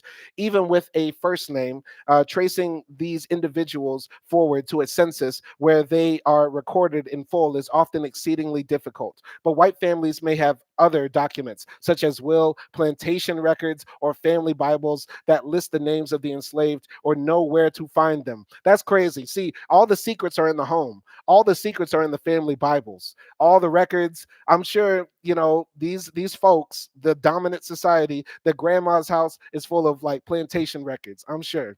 I'm sure, bro. All right. People don't realize how many documents are still in the family, said genealogist Burroughs. He asked the leaders identified by Reuters to go back and review their family archives and see what documents they have pertaining to slavery and make them available to the public. That will help tremendously. Those documents could be shared with a university library, a local or state historical society, or other archives, genealogists say. So I'm going to jump into the comments right here. Uh, just because I'm white, I'm not a slave owner. My ancestors were also had hard times. What does that matter? Nobody cares. See, doggo. Nobody cares. Nobody cares. Nobody cares. See, doggo. Nobody cares. You're just trying to show another perspective that has nothing to do with what we're talking about here. While it might be bad, whatever your family went through, nobody cares. This is not a document talking about whatever the Caucasians or the Romani went through, because I don't care. Because if I talk to most Caucasians or most Romani people, they have anti-black views. I don't care about other groups' problems.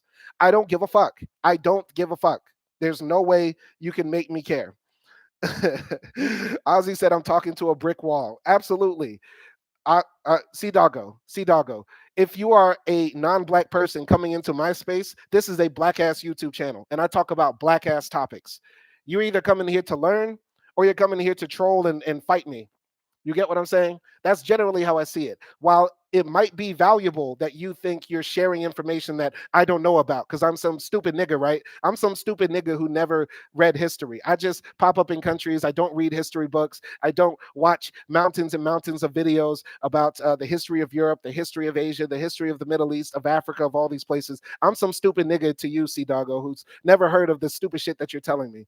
I've never heard of that. So that's why you have to share it with us. Well, I want to let you know, see, doggo, we appreciate you sharing it with us. And I want to say, nobody gives a fuck. Your potato salad that you brought to the Thanksgiving is going to be set on the side. Nobody's going to eat it while we eat this nice macaroni and cheese that's baked and crisp, while we eat this fried chicken, while we eat this turkey, while we eat all this nice Thanksgiving dinner, which is the information we're getting from this story.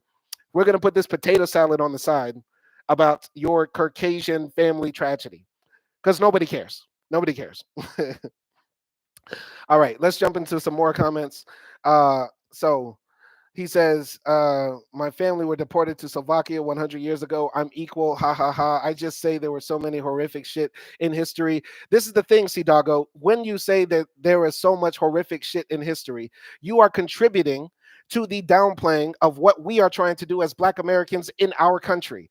White folks like you are just as racist as the white folks who literally tried to oppress us, shoot us in the back, want us back as slaves, put us in prisons, all sorts of stuff, because these sorts of talking points, well, horrible shit happened all throughout history. Yeah, horrible shit happened all throughout history, but what we need to do is focus on how to rectify it. But when people just say, well, everybody gets raped sometimes, so let's not try to make sure Diddy gets prosecuted for taking Cassie's booty. You get what I'm saying? What you're saying here, C Doggo, is allowing people to minimize our tragedy that we're fighting for in our country. We're not talking about reparations from Hungary, C Doggo. So why are you in here talking about Hungary? We are not talking about Hungary. We're not talking about anything Hungarians did to Black people. We're not talking about anything related to that. We are talking about slavery in America for Black Americans. Yet and still, you want to run your dick sucking mouth, C Doggo, to talk about stupid ass Caucasian history that nobody cares about. Nobody cares about. It's absolutely ignorant to come in here and talk about this shit because nobody cares. Nobody cares. All right. Just because I'm white, I'm not a slave owner. My ancestors were also on hard times. Uh, so why would I care of Black folks then? You don't have to care about Black folks, C Doggo. We're not asking for not people in Europe. We're not asking for the Hungarians to care about us. We're not asking for Europeans to care about Black people. We're not asking for anybody specifically to care about Black people. I am talking about a Black American issue. And just because I am in Hungary right now, that doesn't mean I'm talking about a Hungarian issue and I'm not equating it to Hungary. The only reason Hungary comes up in this conversation is because you put it in my mouth and I said the truth. The truth is people from your nation came to the US and were a part of the genocide and slavery that happened there. That did not need to be said. We could have went this whole live stream without talking about it, but you brought it up. You get what I'm saying? Uh, so I have an anti-white view. I have such an anti-white view, guys. I hate white people so much. I hate white people so much that my wife is white, guys. I hate white people so much that my wife is white. All right. Do I go to a white community to talk about my own view? I have no idea what you're talking about, C Doggo, because you are white. You are white. You are. That's why I'm here. I'm glad that you're here, but you should actually hear what's going on in Caucasia. Nothing to do with that. We are not talking about that. Nobody cares about that. That is not a part of the discussion at all. What you should be asking, C Doggo, is how can I be an ally? What sort of talking points or things do I say that actually hurt the cause of Black people trying to get justice and reparations from people that have historically wronged? Stuff like what you said has hurt that cause. And you need to stop saying shit like that. Well, bad shit happens everywhere. Bad shit does happen everywhere, but we have specific things that need to be fixed. You get what I'm saying? I'm going to continue on here. All right. So lost wealth, lasting status. For most of the forebears identified by Reuters, slavery wasn't practiced on the vast plantations romanticized in works such as Gone with the Wind. Only a few leaders had an ancestor whose slave holdings were large enough to place them among the South's so-called planter elites, operators of the largest tracts. In states where slavery was legal, Reuters counted about one slaveholder for every four households in 1860, based on census data from IPUMS. IPUMS, National History Geographic Information System. Most ancestors of members of Congress typified the medium-scale slaveholders of the antebellum South. An analysis of census data shows that in 1860, on the eve of the Civil War, the average number of people who congressional ancestors enslaved was slightly larger than of the average slaveholder. about 15 people per forebear, compared with an average of 10 across the South.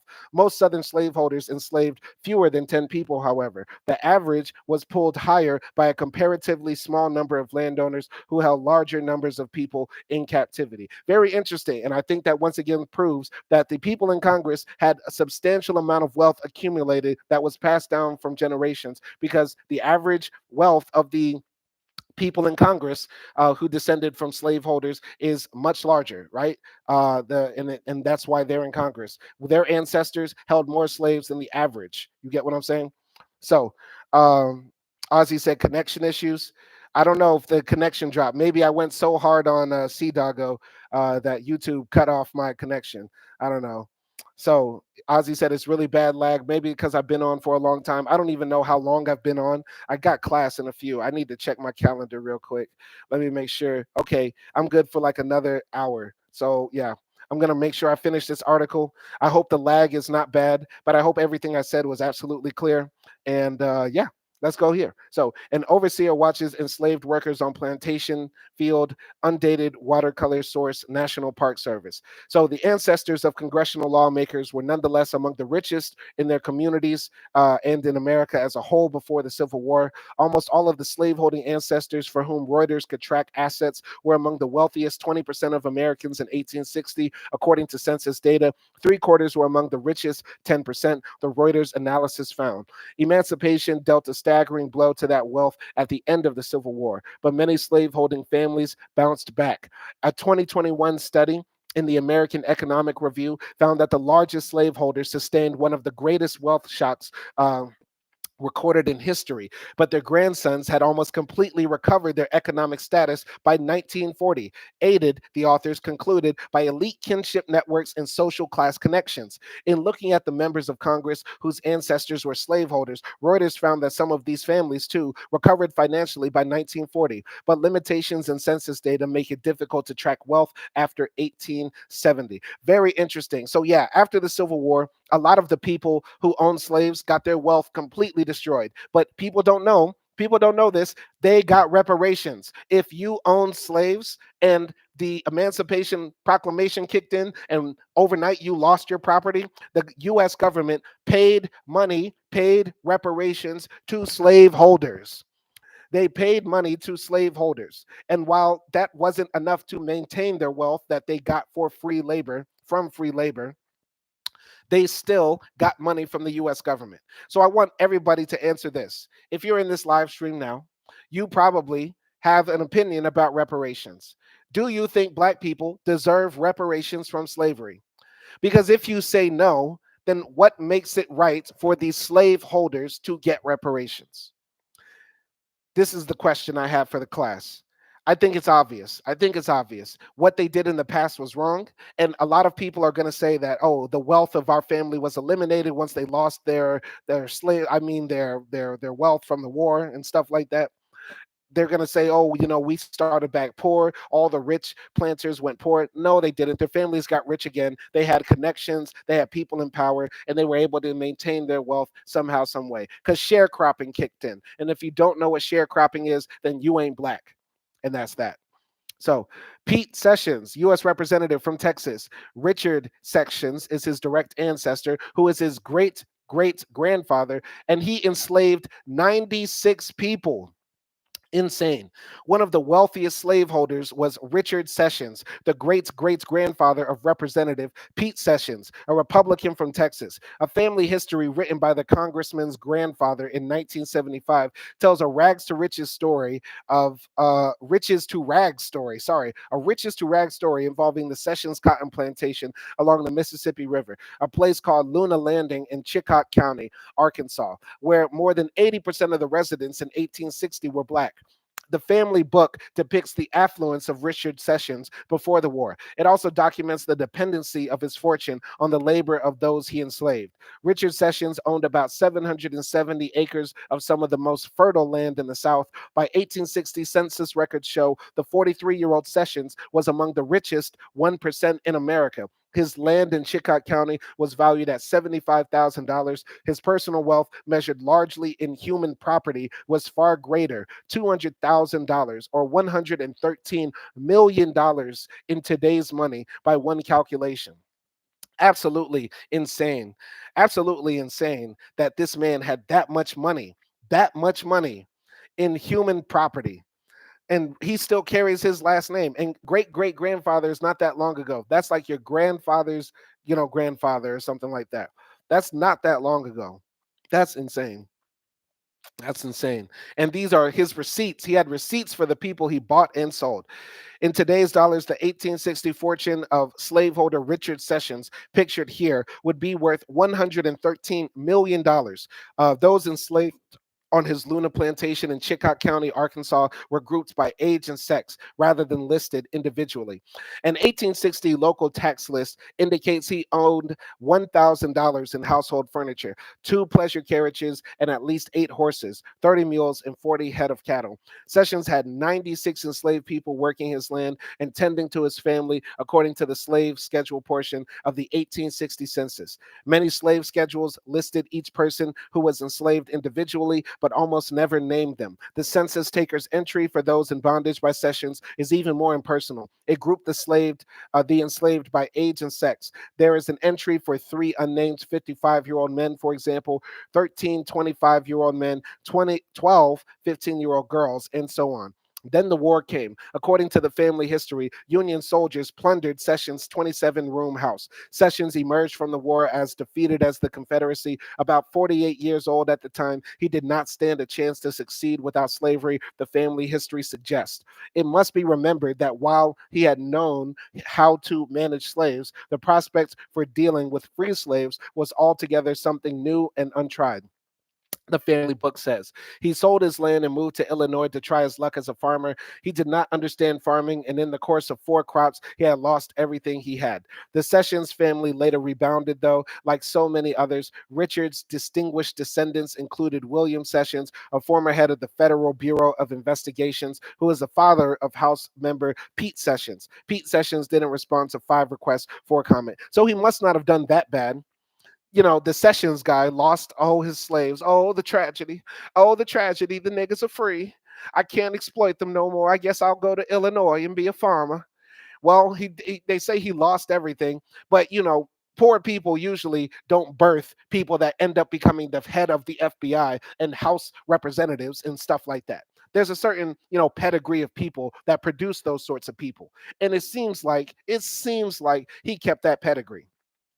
So, going to jump here to Tom Cotton, remaining silent. Members of Congress often speak proudly of their ancestries, highlighting long ties to the places they serve or offering a family story emblematic of the American dream. Tom Cotton, U.S. Senator from Arkansas. His direct ancestor was John Calger, great great great grandfather, and he owned 6 people. One is Republican Senator Tom Cotton of Arkansas. He describes his origins as sixth generation Arkansan who was born and raised on his family's cattle farm in Yell County. Cotton's great great great grandfather, John Calger, enslaved 6 people in 1850: 4 women, ages 30, 22, 20, and 17, and 2 men, ages 20 and 19. At that time, Calger was living in Mississippi, census records show. He subsequently acquired land in Yell County, Arkansas, which he gave to his son. Cotton did not respond to 5 requests for comment. Some members with slaveholding ancestors have spoken in support of racial reconciliation. Jean Shaheen. I wonder where that last name's from. I don't know. U.S. Senator from New Hampshire. I think she's a Democrat because New Hampshire is pretty left leaning. So Jean Shaheen, U.S. Senator from New Hampshire, direct ancestor Archibald Crawford. Relationship: great great great great great grandfather, and he owned 10 people. He was a hard working man. He worked so hard he had to get other people to work for him. Senator Jeanne Shaheen, a Democrat from New Hampshire, has said that Juneteenth is a day to reflect on slavery's legacy and recommit to confronting the systemic racism that still exists in our society. A few years ago, Shaheen told CNN that she can trace her family lineage to Pocahontas, who was born in about 1596. Reuters found that Shaheen's fourth great grandparent, Archibald Crawford, enslaved 10 people in 1840, including 3 boys and 2 girls under the age of 10. Presented with the findings, an aide sent a statement that included information that Shaheen was once a teacher at a Mississippi school that had been recently integrated. See, I hate when white people do this. Why do white people do this? They get confronted with some truth, and then they got to talk about, all the black kids that they helped in Africa or something. It's so annoying. So annoying. Absolutely annoying. So, James Lankford, U.S. Senator from Oklahoma, direct ancestor, Edmund Dillhay, great, great, great, great, great, great, great grandfather. We got to stop saying great for these people. We got to say sick, nasty, disgusting, low down, no good son of a bitch grandfather who owned 2 people.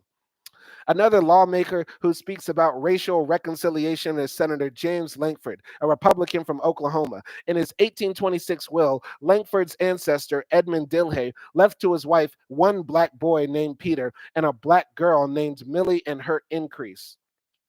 Wow. That is any children Millie would bear. That's sick, man. So any children from this little black girl will also be your property. Oh, in January 2021, Lankford wrote an open letter to his constituents a few months before the 100th anniversary of the Tulsa Massacre. The 1921 attack by a white mob left hundreds of black residents dead and destroyed 35 square blocks of the city. So I am committed to hearing from all Oklahomans, answering questions, and addressing our challenges to strive toward a more perfect union. So, uh, in his letter to constituents, Senator James Lankford pledges to address questions and ask for help in showing what reconciliation looks like in moments of disagreement. So, Lankford had voiced support for creating an electoral commission to review the results of the 2020 presidential election before winner Biden took office that month, part of Trump's multi pronged effort to overturn the outcome. The senator expressed deep regret for the decision. Biden beat Trump by 7 million votes, thanks in part to overwhelming support from black voters. Lankford had not realized, he wrote, that his support for the pro Trump review would cause a firestorm of suspicion among many of my friends, particularly in black communities around the state, who viewed the move as tantamount to backing the disenfranchisement of black voters. See, this is the thing. There's a lot of black men right now who want to back up Trump and say Trump, at least he's honest about his racism, which is such a stupid talking point. I hate when black men talk like, oh yeah, Trump is our guy because at least he's honest about his racism. It don't make no fucking sense. We should want to make sure that we get candidates in office who are not racist at all, preferably anti-racist, preferably on the side of us who want to make sure that we create a better America by helping black people. But yeah, Trump was basically trying to disenfranchise black voters who went out and voted in the 2020 election. And yeah, he said, oh, Detroit, Atlanta, places like, where was this, in Arkansas, right? Or Kentucky, trying to basically disenfranchise them and say that their vote should be cast out or there needs to be a recount or something like that. Trump was a racist. His plan was racist. Biden's black support helped get him in office. Trump knew that. So that's why he called out all the major metropolitan areas that are mostly filled with black people and tend to vote blue. He was trying to get their votes reanalyzed and hopefully thrown out and tossed. He's a sick man. He's a racist. I don't like Trump, but it's crazy that Trump did not own slaves in his family. Absolutely crazy. So I'm going to continue here. I was completely blindsided, he wrote of the reaction, but I also found a blind spot. What I did not realize was all of the national conversation about states like Georgia, Pennsylvania, and Michigan was seen as casting doubt on the validity of votes coming out of predominantly black communities. Lankford said he was committed to answering questions and addressing our challenges to strive toward a more perfect union. The nation, he wrote, would soon look to Tulsa to ask, how have things changed in the last one unsuccessful request to Lankford for comments. Speak up, buddy. You should stand on it. Be proud of your lineage. Everybody, be proud of your lineage. Be proud of the good and the bad. Be proud of the good and the bad. If you got ancestors that were big dick motherfuckers who are smacking people around, fighting in wars, being heroic, working 2 or 3 jobs, starting businesses, be proud of your ancestors. But if you also got ancestors who were kidnapping people, selling children for $20 along with horses and beds and stuff like that, you got to claim that too. You got to claim both sides. Joe Wilson, U.S. Representative from South Carolina. Here we go again. Stephen H. Bonu, his great great grandfather, owned 16 people. Look at this man smiling with that shit eating grin. Oh, what a punchable face. Joe Wilson is the Republican congressman from South Carolina who famously shouted, "You lie," at America's first black president, Barack Obama, during a joint session of Congress in 2009. Wilson has at least 5 slaveholders among his forebears. His ancestors first enslaved black people during the 1700s, Reuters found. Wow, that's heavy slaving. Heavy slaving. You were doing it in the 1700s? That's crazy. They still had indentured servants. They still had like other options. Like you could still like, capture some Native Americans, but he said, "No, I want the niggers. I want the niggers in chains." That's what he was thinking, man. That's crazy. So, among the slaveholders was Wilson's great grandfather, Stephen H. Bonu. In 1860, he enslaved 16 people, ranging from an 8-month-old girl. I repeat, this man had an 8-month-old girl as a slave to a 50-year-old man. How sick? How sick? How can you say you have an 8-month-old as a slave? Bonu also worked for another enslaver as an overseer, a man who enforced plantation rules and monitored the conduct of the enslaved. Wilson did not respond to 5 requests for comment. For most of his adult life, he has spoken passionately about the importance of heritage and history in both personal and political terms. In doing so, he has demonstrated a deep curiosity about his genealogy.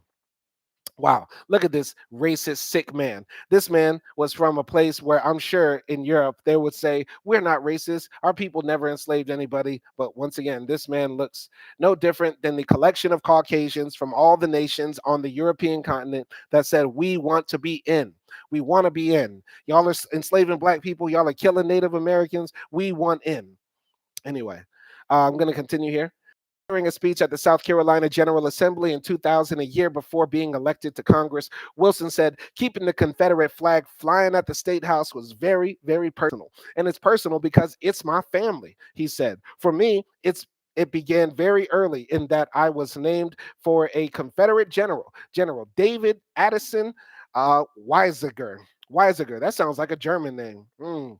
Germany, they didn't enslave people. We didn't enslave people. Oh, but Weisiger was out here fighting for the Confederacy, trying to overthrow the U.S. government so America could keep its slaves. In that speech, Wilson, whose given name is Addison Graves Wilson, noted that ancestor Weisiger was not a plantation owner, he was a bank cashier. Wilson didn't mention that Weisiger, an uncle of his great great grandmother, nevertheless enslaved 7 people in Southeast Virginia in 1860. They ranged in age from 5 years old to 45. In 2009, the congressional record shows a statement from Wilson about his German heritage. Wilson mentioned the name of an ancestor, Daniel Weisiger, who he said was born in Frankfurt, Germany, and immigrated to Pennsylvania in 1731 before settling in Chesterfield County, Virginia. Reuters found that one of Wilson's Weisiger ancestors was a slaveholder in 1786. A tax book for Chesterfield County shows Daniel Weisiger's son, Samuel, having 5 Negroes on a farm that also listed his cattle and horses. Samuel Weisiger gave his son the same name as his father, Daniel. In 1830, son Daniel Weisiger held 15 people enslaved, according to the census. Sick man. What a sick human being. These are all sick people. People are what would like to say, "Oh, it was a different time. Back then people had different morals and ethics." Man, I cannot imagine owning people. Absolutely. I know this is a very heavy and long live stream. Y'all rock with me. Watch it on the playback. I understand if you got to drop out, just give me a piece up. If you're leaving and that sort of stuff, you can always catch me on these live streams, daily live streams. I did not know that this one would be so long, but I'm very glad I got to read it because I got to learn a lot, a lot. And I'm looking at the money differently in the light, and it's looking kind of funny. So, Today's history: Julia Brownlee, U.S. Representative from California. She's probably a Democrat. A direct ancestor, Jesse Brownlee, great great grandfather. The number of enslaved people she owned were three. Representative Julia Brownlee, a Democrat from California, spoke with a reporter via Zoom about after Reuters emailed her a document about her ancestor Jesse Brownlee. According to the 1850 census, her forebear enslaved three people in Portsmouth, Virginia. One was an 8-year-old girl. Wow. When the reporter pointed that out, Brownlee held her hand to her mouth. I served 12 years on a school board fighting for children, she said. So just hearing that strikes a chord with me. It's so annoying. It's so annoying. It's so annoying when white people have to talk about the good that they do in the world when they hear about the tragedies that have befallen other people. So annoying. I can't express how annoying that is. It's like the most annoying thing in the world. God. Brownlee grew up in Virginia. When desegregation came to the public schools in her town, she said her parents enrolled her in an all white girls' boarding school 3 hours from home. Her world widened when she studied political science and history at Mount Vernon College, a women's school that later merged with George Washington University, allowing her to meet a broader range of people, including a black roommate. I don't really have many opportunities to talk about how I had evolved into who I am, she said. I'd like to be able to talk about it and be proud of it in some sense. So, Mo Brooks, former U.S. representative from Alabama, Thomas Ferguson, his great great grandfather, owned one person. Okay, what a broke boy. You're a broke boy. You could only buy one man? One of the few Republican lawmakers who addressed his family ties to slavery was Brooks. He represented an Alabama district in the House of Representatives for 12 years until he lost a bid for the Senate last year. In an interview, Brooks said he hadn't known that his ancestor, great great great grandfather Thomas Ferguson, was a slaveholder. The farmer held one person, a 7-year-old boy in bondage in Haywood County, North Carolina, according to the 1860 slave schedule. Reuters could find no records that show what became of the child's parents. Had they died, or was the family separated, sold piecemeal to other slaveholders? Who knows?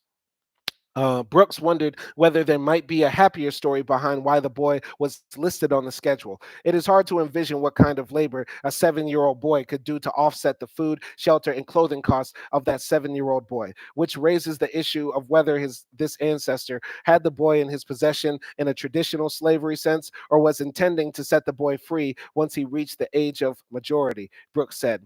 Manumission was highly unusual, said historian Mary Jenkins Schwartz, author of Born in Bondage, growing up enslaved in the antebellum South. By the age of 7, an enslaved child would be expected to be productive, potentially helping around the slaveholder's house, watching their children, and learning agricultural or other adult jobs, she said. They certainly didn't have a life of leisure. When he was in Congress, Brooks was one of 14 members who voted against making Juneteenth a national holiday.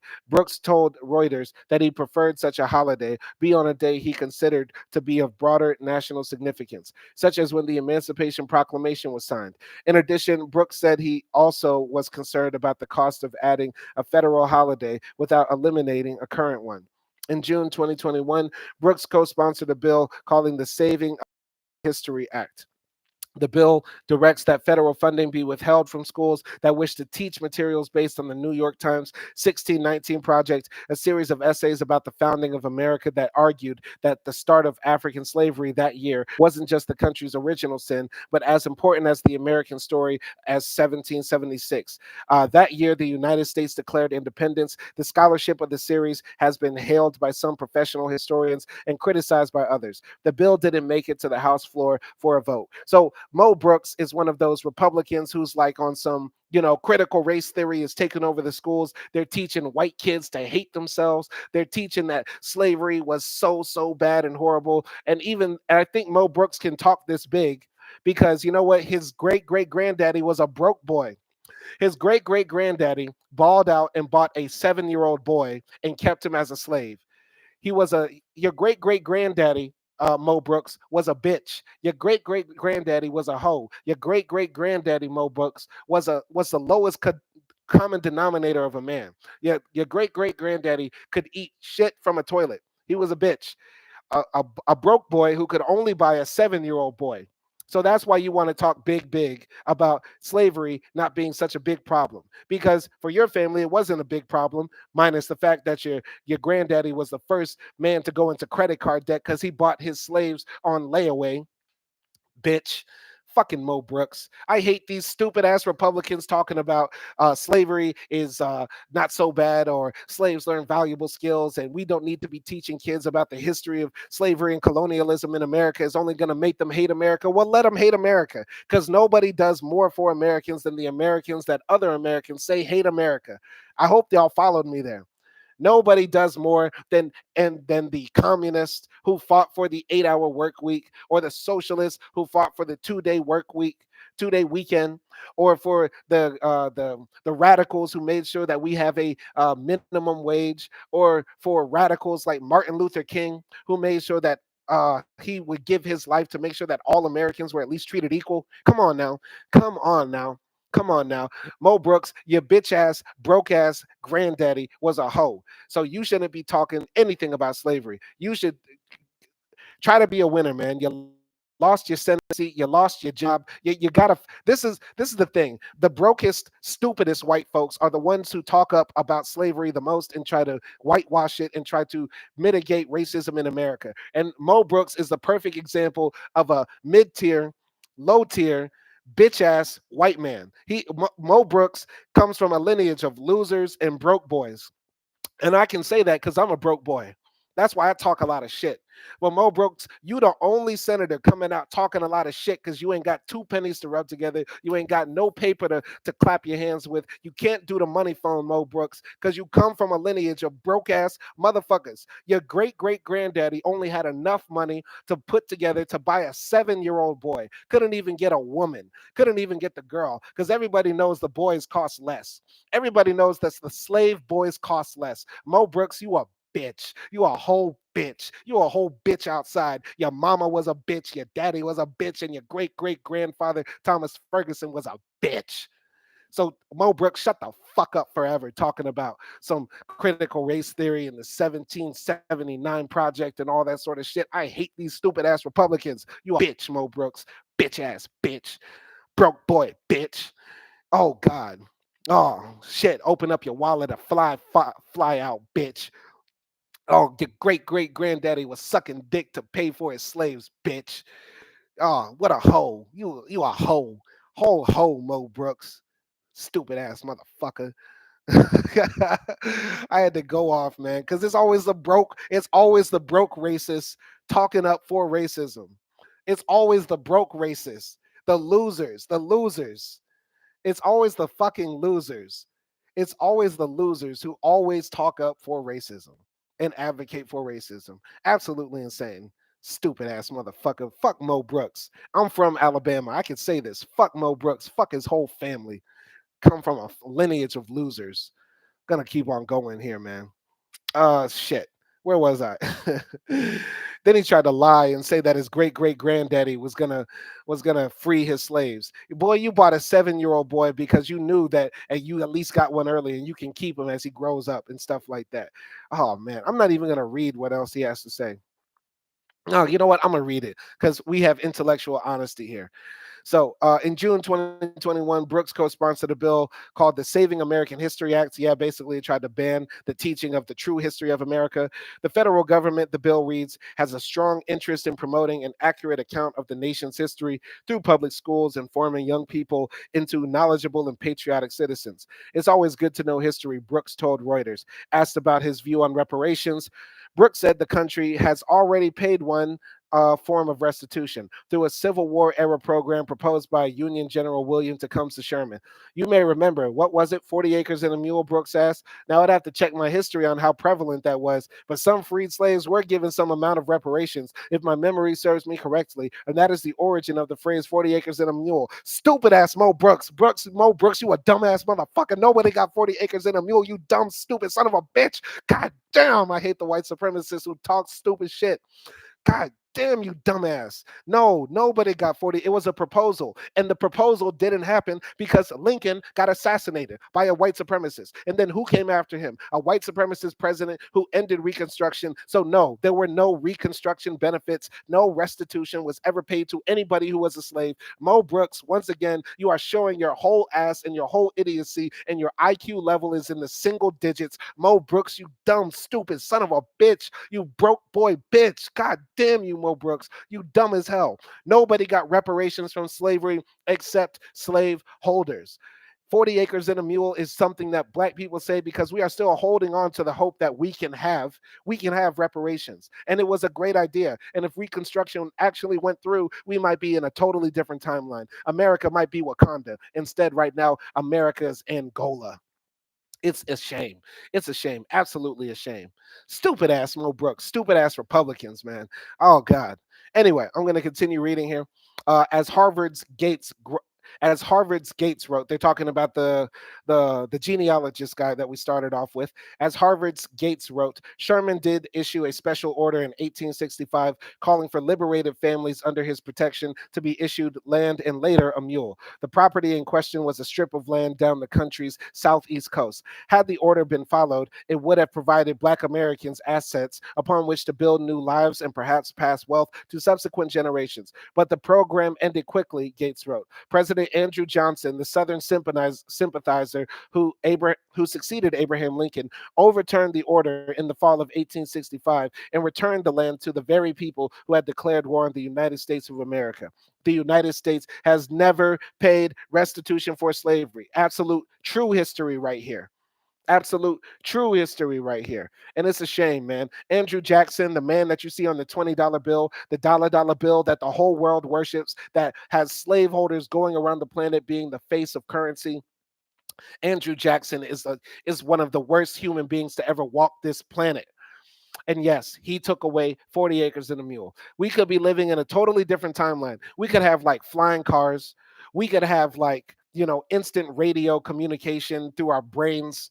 We could have like teleportation devices, but Andrew Jackson fucked up the timeline, and now we're living in an alternate universe where basically everybody's still mad about stuff that happened years ago because there was no restitution. There was no actual reconciliation.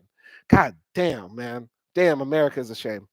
So, a better nation. Some historians and genealogists say there is a valuable reason for white leaders and other white Americans to explore their links to slavery.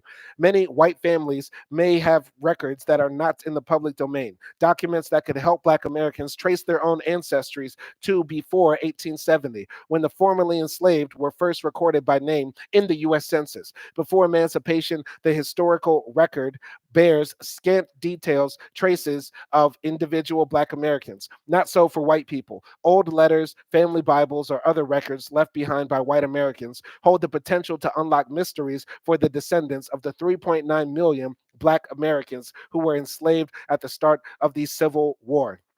Yes, everybody should do their genealogy search and that sort of thing. Oops, I clicked something on accident. Didn't mean to take us there.